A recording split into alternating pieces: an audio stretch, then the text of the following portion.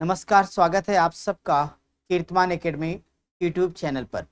मेरे सारथी बैच के सारे अर्जुन और एकलव्य एक बार फिर से आ जाओ, अपने सेशन की करते हैं शानदार शुरुआत। और अभी तक आपने सिंपल इंटरेस्ट में पूरे 38 क्वेश्चन किए और आज के इस सेशन को शानदार तरीके से आगे बढ़ाएंगे। और एक बात और बता दें कि आज के सेशन में एक से बढ़कर एक बेहतरीन और मजेदार सवाल आपके कंपटीशन के लिए बच्चों। तो आप लोग एक बार सेशन को लाइक करिए और साथ ही साथ अपने सभी सोशल मीडिया ग्रुपों में एक बार शेयर भी करते हुए आइए आज के सेशन की करते हैं शुरुआत। तैयार है सब लोग? बढ़िया। जरा देख लेना बच्चों, ऑडियो वीडियो सब क्लियर है ना? बढ़िया। तो कहता है कोई राशि साधारण ब्याज पर दी गई और 3 वर्ष में 550 होती, 4 वर्ष में 650 होती, तो वह राशि बता दीजिए। ऐसे क्वेश्चन को लगाया कैसे जाता है? एक तो उसने कितना बताया, 4 ईयर बताया। एक को उसने कितना बताया, 4 ईयर्स बताया। तो यहाँ पर एक आपने 4 वर्ष लिख दिया और एक आपका 3 वर्ष लिखा है ना बच्चों? इन दोनों का ही डिफरेंस निकाल लो, अंतर निकालोगे तो 4 में से 3 को घटा दोगे, कितना आएगा? 1 ईयर आएगा, 1 वर्ष। तो 1 साल का एसआई यहाँ पर निकाल लीजिएगा। तो देखो 3 साल में 550, 4 साल में 650 है। तो अगर 650 में से 550 को माइनस कर दो तो 100 रुपये आ जाएगा। ठीक है बच्चों? 3 साल में अगर 1 साल का 100 रुपया है तो नो डाउट 3 साल में कितने आएंगे? 300 रुपये आ जाएंगे। और आपका अगर यहाँ से पी का मान निकालना है तो 550 रुपये जो आपके हाथ में है उसमें 300 रुपये एसआई है। तो बराबर आपका जो पी निकल के आएगा कितना आएगा? 250, 250 रुपये। और ये रहा आपका करेक्ट आंसर। समझ में आया है? बहुत बढ़िया। लीजिए आप अगले क्वेश्चन को मेरे साथ डिस्कस करिए। जब इस तरह का कोई भी क्वेश्चन आपके लिए आएगा तो लगाना कैसे हो? देखो कहता कोई धन साधारण ब्याज पर 2 वर्ष में 1200 रुपये और 5 वर्ष में 1500 रुपये होगा। बच्चों अभी मैंने सिखाया ना, बड़े वाले वर्ष में से छोटा घटा दो, तो 5 में से 2 घटा दोगे बराबर 3 आएगा। और यहाँ पर 3 वर्ष का एसआई निकाल लो। 3 वर्ष का एसआई निकालोगे तो 1500 में से 1200 को घटाओ, 1500 में से 1200 को घटाओ बराबर कितना आएगा? 300 आएगा। तो इस नाते बच्चों ये 2 साल में हुआ, 2 वर्ष का एसआई निकाल लो। तो जब आप 2 वर्ष का एसआई निकालेंगे तो मेरे भाई 2 वर्ष का एसआई कितना आएगा? 300 बटे कितना? 3 और गुणे में 2 बराबर ये 200 आ जाएगा। इस नाते अगर यहाँ से पी निकालोगे 2 साल में 1200 रुपये मिले, 1200 में 200 रुपये एसआई है, तो नो डाउट पी की वैल्यू कितनी आएगी? 1000 आ जाएगी और 1000 है आपका उत्तर। ठीक है, चलिए अगला क्वेश्चन लीजिए। बहुत बढ़िया सवाल। 944 रुपए की राशि को 4 बराबर वार्षिक किस्तों में दिया जा रहा है और कहता है कि प्रत्येक किस्त शेष समय के लिए 12% वार्षिक साधारण ब्याज की दर से दी जा रही है। तो प्रत्येक किस्त की राशि क्या होगी? बच्चों जरा हम इसको डिटेल में लगा के आपको दिखा दें कैसे क्वेश्चन को लगाते कैसे। तो आप लोगों को बता दूं कि ऐसे क्वेश्चन को करना क्या है, 2 तरीकों में से एक तरीका भी सीख लो, दूसरा भी एक और आपको बताने वाला हूं। यहाँ पे ऐसे किसी क्वेश्चन को लगाना है, डायरेक्ट आप यहाँ पहले 100 लिख दीजिएगा प्लस ब्याज की दर 12 दी गई थी, 4 साल कहेगा तो 3 से शुरू करिएगा। सब में फिर आप 100 लिखोगे, ब्याज की दर 12 थी, फिर अपना 2 लिख दीजिएगा। फिर यहाँ पे 100 करना, ब्याज की दर लिखना, फिर 1 कर देना। 4 किस्तों में दिया ना बच्चों, तो यहाँ पे 100 और लास्ट वाला 0 हो जाएगी जब आपका पेमेंट कंप्लीट होगा।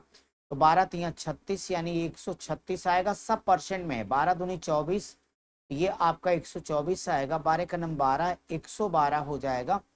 12 गुणे 0 करोगे, 0 यहाँ से केवल आपका 100 आएगा। सबको जोड़ लेना, ये परसेंट है।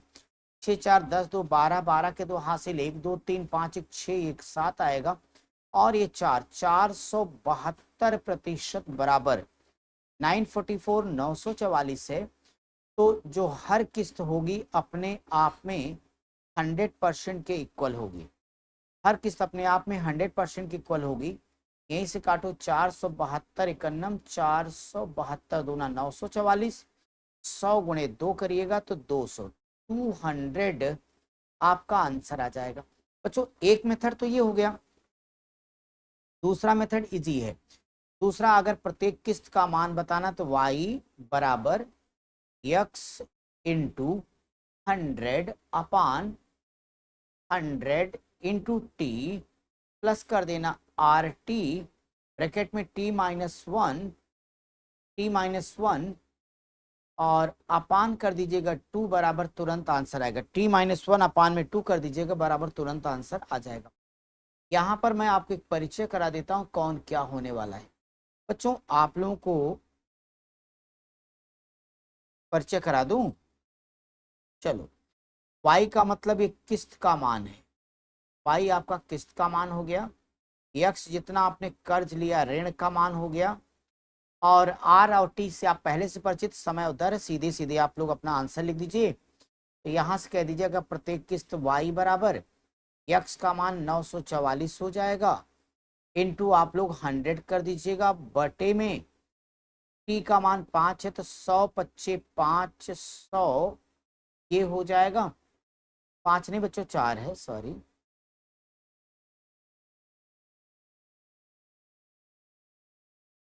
टी 4 बराबर किस्तों में टी का मान 4, तो 100 चौक 400 ये ले लो, और प्लस आर टी, आर का मान कितना था 12 और टी का मान 4, 12 गुणे 4 तो 12 चौक 48 गुणे टी का मान 4 है, 4 में से घटा दो 3 आ जाएगा, टोटल बटे में 2 आएगा।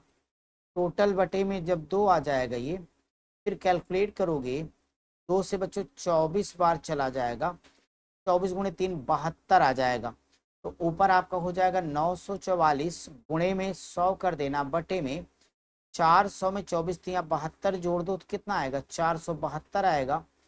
472 दूना 944, तो ये आपका 200 आ जाएगा करेक्ट आंसर 200। तो आपने ये भी मेथड देख लिया है और साथ ही साथ आपने इस मेथड को भी देख लिया, तो दोनों से आपके आंसर 200 आएंगे। जो मेथड आपको ज़्यादा इजी लगेगा आप उसको लगा लीजिएगा। चलिए भाई, इसी पैटर्न के एक अगला सवाल कर लेते हैं हम लोग। अब आपने ट्रिक भी पढ़ लिया तो ट्रिक वाला भी यूज कर लो। प्रत्येक किस्त कहता है 1740 रुपए की राशि 5 किस्तों में दी जानी है और 8% वार्षिक ब्याज है, तो कहता है प्रत्येक किस्त का मान बता दो। तो अभी पढ़े y बराबर x इंटू 100, तो 1740 गुणे में 100 करिएगा, बटे 100 इंटू टी, तो 5 लिखिएगा, प्लस आर टी, आर का मान हो जाएगा 8, टी का मान 5, आर टी इंटू t-1, तो 5 किस्त 5-1, अब बटे में 2 कर लीजिएगा। जब आप आगे से सिंप्लीफाई करेंगे तो y बराबर 1740 गुणे में 100 बटे 100 पच्चे 500 प्लस, बच्चों यहाँ से काट दो कोई दिक्कत नहीं, 4 पच्चे 20 और यहाँ बचेगा 4, 20 चौक कितना आएगा 80 आ जाएगा। तो ये आपका इसलिए कह सकते हैं प्रत्येक किस्त y बराबर 1740 इंटू 100 डिवाइडेड बाई 580 बच्चों आएगा, कितना आएगा 580 आ जाएगा। अब थोड़ा सा इसको हमें कैलकुलेट करना पड़ेगा, कर लेता हूं। अगर हम एक जीरो काट दें तो कोई परेशानी नहीं, 3 अट्ठे 24, 3 पच्चे 15, 2 17, इसका मतलब ये 3 बार जाएगा, 3 गुणे 100 कर देंगे तो प्रत्येक किस्त का मान कितना आएगा 300 आ जाएगा, और ये 300 ही आपके प्रश्न का उत्तर हो जाएगा। क्लियर बच्चों? चलिए भाई अगला सवाल लीजिए आप लोग। अगला एक खूबसूरत सा क्वेश्चन कहता है एक व्यक्ति है एक मोटरसाइकिल खरीदता और 1500 रुपए नकद भुगतान कर देता है, शेष जो भी राशि बचेगी 8% वार्षिक दर से लेगा। 2 साल के बाद में 13,920 रुपए देकर अपना सारा कर्ज चुकता कर लेता है, तो मोटरसाइकिल का मूल्य कितना रहा? तो मोटरसाइकिल का जो मूल्य होगा 15,000 ये वाला होगा, और 13,920 में जो ब्याज है, ब्याज में से हटा देंगे तो ब्याज के अलावा राशि, यहाँ लिख देना ब्याज के अलावा जो भी राशि होगी, ब्याज के अलावा राशि दोनों को आपस में जोड़ देंगे बच्चों, तो ये हमारे प्रश्न का उत्तर आ जाएगा। मेरी बात समझ में आ रही है क्या? तो आपका 15,000 तो आपने पेमेंट कर ही दिया है। अब 2 साल के बाद अगर आप 13,920 रुपए पे कर रहे होंगे तो आपको ये जान लेना होगा कि वास्तव में यहाँ पे कितना आपका धन ये आ गया बच्चों।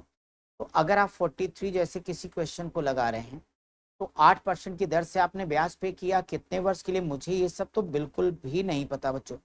तो आप लोग एक काम करो, यहाँ मैं नीचे लगा दूं ना। एक साल का 8% होगा, 2 साल का 8 दूनी 16%, 2 साल का 16%। तो क्या करना, 100 में 16 जोड़ देना, तो ये आ जाएगा 116% बराबर हो जाएगा 13920 के। इस नाते यहां से आप 100% को फाइंड करेंगे बच्चों। तो आप लोगों को आराम से अगर इसका 100% निकालेंगे, बोलो कितनी बार लेके जाओगे सारे लोग। 12 से काट दें, 12 12 छक 72 हो जाएगा, 12 का नंबर 12, 12 7 19, 12 का नंबर 12 13, 12 बार जाएगा ना।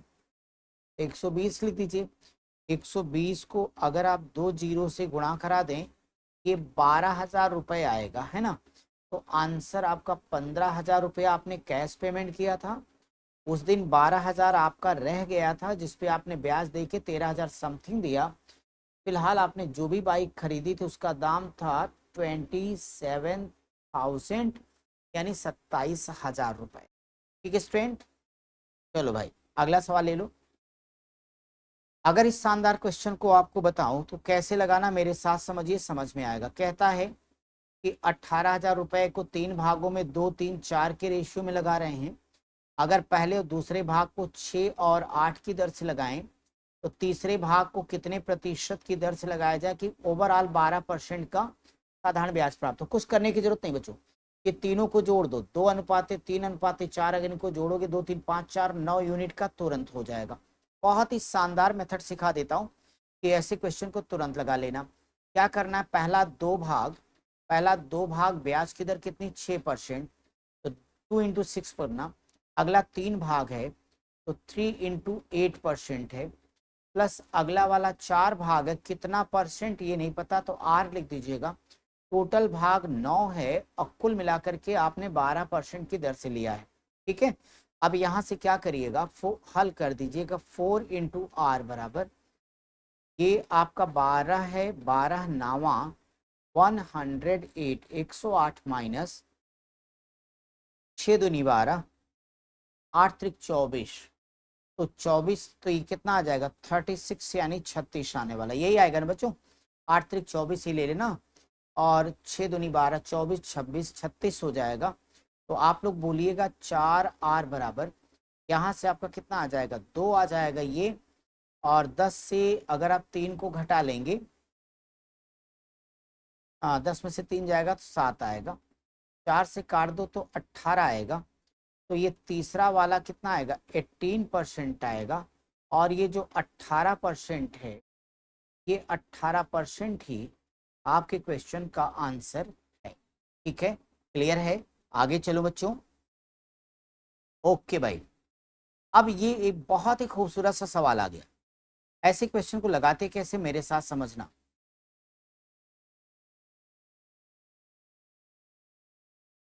किसी निश्चित राशि का निश्चित दर से निश्चित समय के लिए साधारण ब्याज 480 रुपए मिलेगा।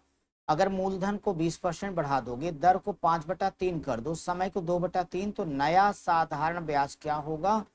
खास पॉइंट है बच्चों, नया साधारण ब्याज क्या होने वाला है, न्यू सिंपल इंटरेस्ट क्या होगा, ये आपको बताना है। क्योंकि कहता है a certain sum of money earns a simple interest of 480 at a certain rate and time.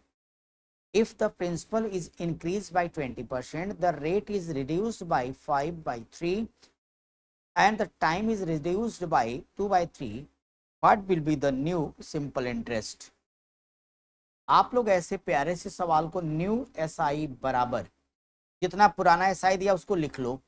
तो यहाँ पे बच्चों लिखना 480, और आपका डायलॉग है बढ़ता है तो बढ़ा दो, तो 100 को 20 से बढ़ा दोगे तो आ जाएगा आपका 120, 120, 120 बटे में 100 कर देना, और इनटू क्या है आपका दर कितना 5/3, 5/3 लिख दीजिएगा, इनटू जो टाइम है 2/3, तो इसको बच्चों 2/3 कर दीजिएगा। राइट, आप सभी लोगों का तुरंत के तुरंत यहाँ से आंसर आ गया, और मजे की जिंदगी जियो, आपका आंसर आ गया।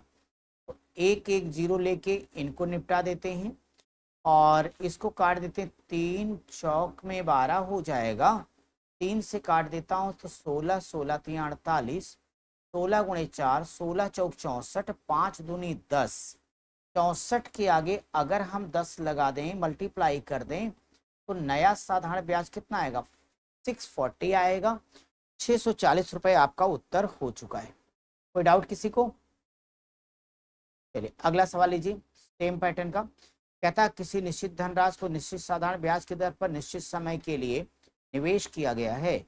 अगर मूलधन को 20% बढ़ाएंगे, दर को 2/3 करेंगे, समय को 6/5 करेंगे, तो नया साधारण ब्याज 2400 रुपए मिला है। सवाल पहली स्थिति में यानी पुराना वाला साधारण ब्याज कितना रहेगा? ये आंसर है। देखो पिछले में क्या था कि नया साधारण ब्याज निकालना, आपके बच्चों पुराना निकालना है यानी ओल्ड एसआई। मैं आपको जो बताऊं सुनते जाना। नया एसआई जितना मिला यहाँ पे लिख देना, 2400 इंटू, बच्चों जब आप पुराना इसके जस्ट पहले में नया निकाल रहे थे, जैसे दिया तो वैसे गुणा कर देना, लेकिन जब नया दे के पुराना पूछे तो ठीक उल्टा लिखना। 20% बढ़ाया ना, पिछले में आपने 120/100 लिखा था, आपकी उल्टा लिखना 100/120 लिख दीजिएगा। पिछली बार समय जैसे दर आपको दिया था, जितना भी दिया था सेम गुणा किया था, आपकी उल्टा कर दो, 3/2 से मल्टीप्लाई कर दीजिएगा। और ये आपका 6/5 है ना, तो 5/6 से मल्टीप्लाई करके काटो पीटो बराबर आंसर ले आओ। मेरे भाई 120, 120 दूना 240, ये 20 हो जाएगा। और 3 दूना 6, 2 दूनी 4 से ले जाओ, 25 बार जाएगा, 4 25 सही हम 100, ये आपका हो जाएगा 25 25 125 25 625, 25 25, अरे 25 दूनी 50, 5 25 25, तो आपके पास कितना आ जाएगी भाई? 25 और 25 125, 125 दूना 250। ये यार बच्चों काटने पीटने में कोई गलती तो नहीं हो गई? सभी को क्लियर है? 1 0 ले लेना, तो आपका आ जाएगी 2500। यहाँ तक कोई दिक्कत किसी को?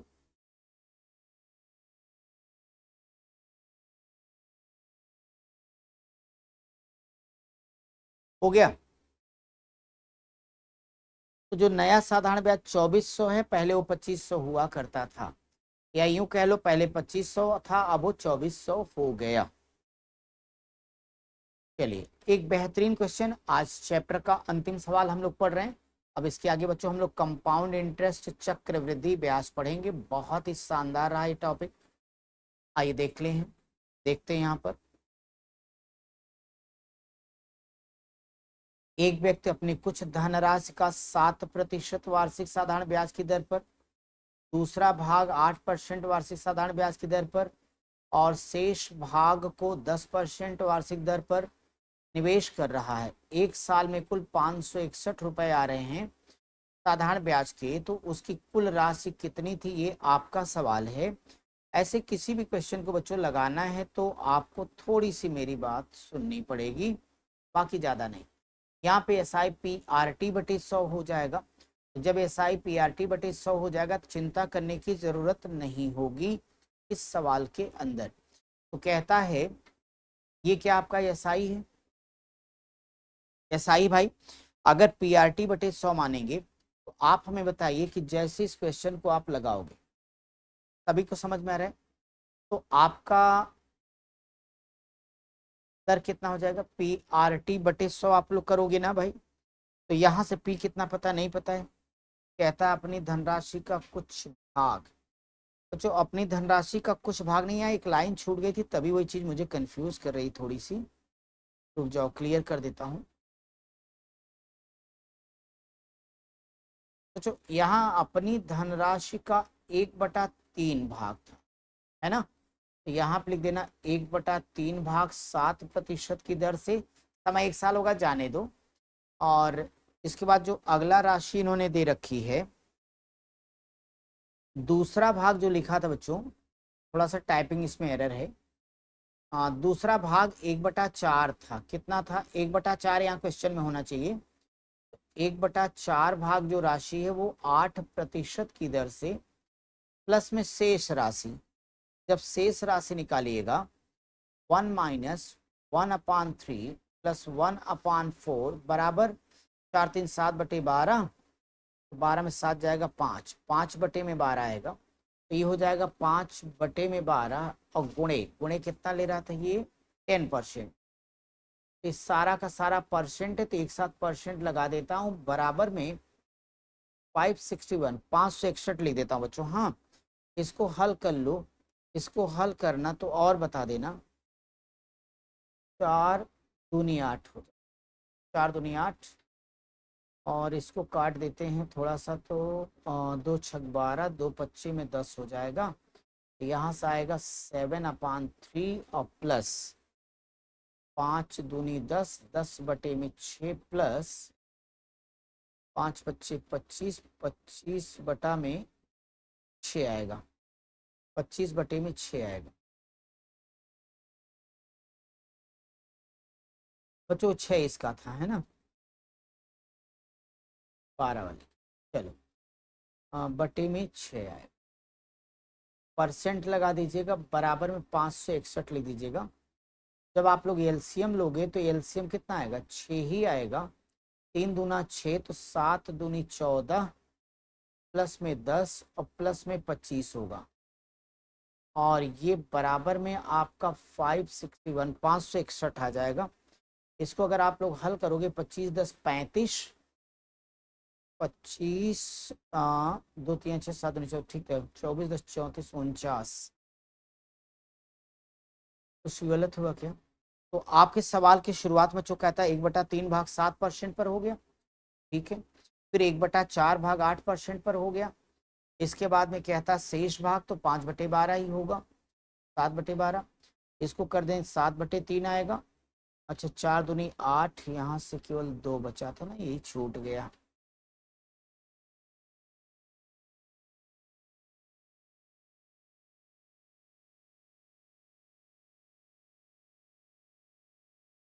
तो ये स्टूडेंट आपका हो जाएगा 7/3 प्लस यहाँ से तो कुछ बचा नहीं था, 2 बचा था, 2 ले लीजिएगा, प्लस 5 25 25, ये 2 छक 12 था, 12 था बच्चों, यहाँ से 6 आएगा, तो 5 25 25, 25/6 और ये परसेंट था, बराबर में 561 आएगा। इसका एलसीएम 6 लोगे, 3 दूना 6, 7 दूनी 14 प्लस 6 दूनी 12 और प्लस में 25, परसेंट बराबर 561 आएगा। थोड़ा सा इसे आगे हल कर दो तो 14 12 26, 5 31 20 51, 51/6% बराबर में 561 आएगा, इसलिए 100% बराबर निकालिएगा, तो 561 बटे में 51 इंटू 6 इंटू 100 आ जाएगा। जब आप लोग इसे कैलकुलेट करिएगा, बताओ 51 51 51 और 5 56, फिर 51 51 51, ये कैंसिल हो जाएगा, इस 11 का मल्टीप्लाई 6 में कर दो, 11 छक 66 हो जाएगा, 100 के नाते 2 जीरो बढ़ा दीजिएगा, तो 6600 आपके इस प्रश्न का उत्तर है, ठीक है। तो क्या आप सब लोग को अच्छे समझ में आ गया बच्चों? बहुत ही शानदार ये आज का आपका टॉपिक कंप्लीट हो रहा है, और अब हम लोग जो आगे पढ़ेंगे नया टॉपिक आपका होगा, नया टॉपिक हो जाएगा आपका चक्रवृद्धि ब्याज। चक्रवृद्धि ब्याज यानी आगे आप पढ़ने वाले हो कंपाउंड इंटरेस्ट, यानी ये आपका हो जाएगा सीआई। सीआई का मतलब होता है ब्याज पर ब्याज। मेरे प्यारे बच्चों, आप सबका फीडबैक देखकर मैं भी काफी उत्साहित हूँ, लगातार इस तरह कमेंट करते रहिएगा, और साथ ही साथ जो भी बच्चे अभी चूक गए हैं सभी लोग फटाफट सारथी बैच की मेंबरशिप को लीजिए और अपनी तैयारी को अंतिम रूप दीजिए, कहीं भटकने की जरूरत नहीं है, समय बचाएं, संसाधन और पैसा सब बचाइए, सिलेक्शन को 100% अचीव कीजिए और जो भी बनना चाहते हो अपने आसपास लिखकर डायरी के अंतिम पन्ने पर जरूर लिखिए। इसी के साथ आज के सेशन करेंगे समाप्त। शुभ रात्रि।